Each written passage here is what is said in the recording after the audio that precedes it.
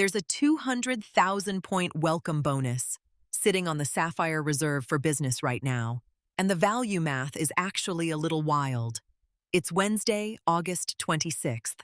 This is Points Wire, and we've got a point sale, a route map, and a warning to get through. Morning, everybody. So let's start with that reserve for business number because it's the kind of thing that sounds too big to be real. The Points guy is out with a write-up on the current Sapphire Reserve for business offer. It's 200,000 ultimate rewards points after you hit the spend, and they peg the whole package, points plus the card's credits, at north of $4,000 in value.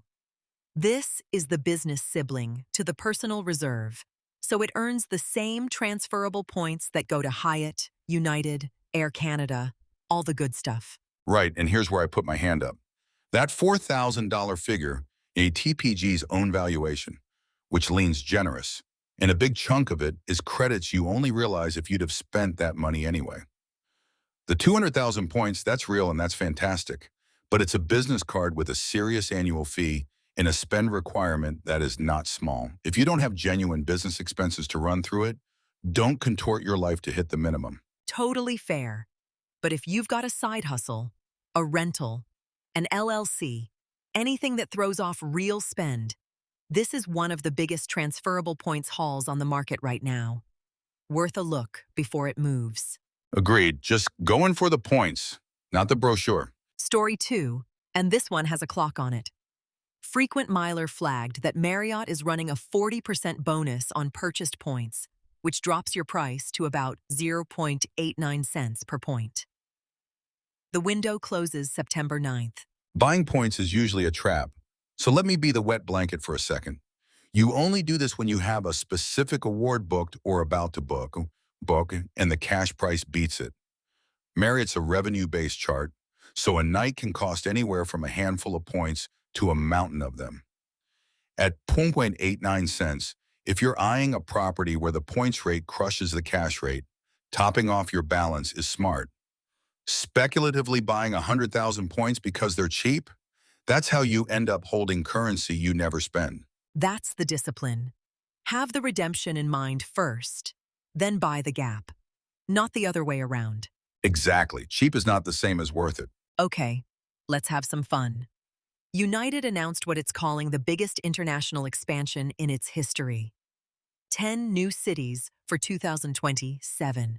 And this one's well corroborated, which I appreciate. The points guy, view from the wing, 1 mile at a time, leave and let's fly. They're all reporting the same thing, so it's not one blog's rumor.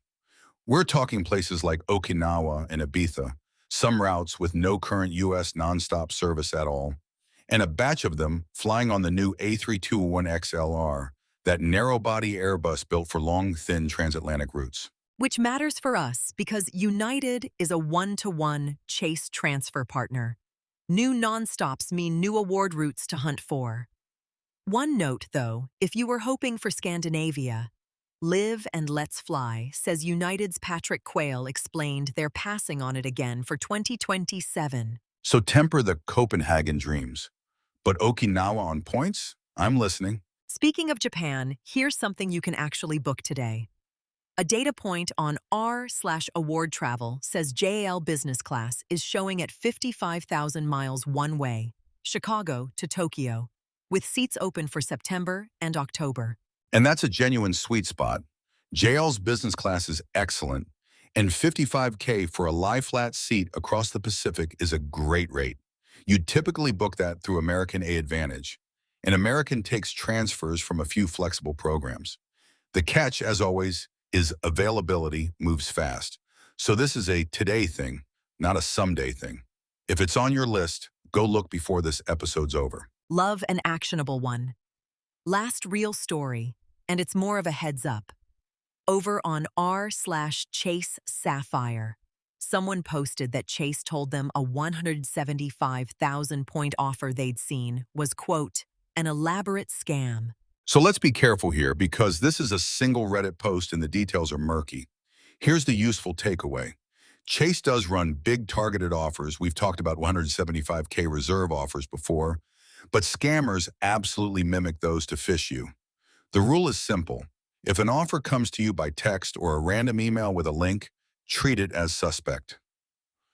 A real offer lives inside your Chase account or on Chase's own site.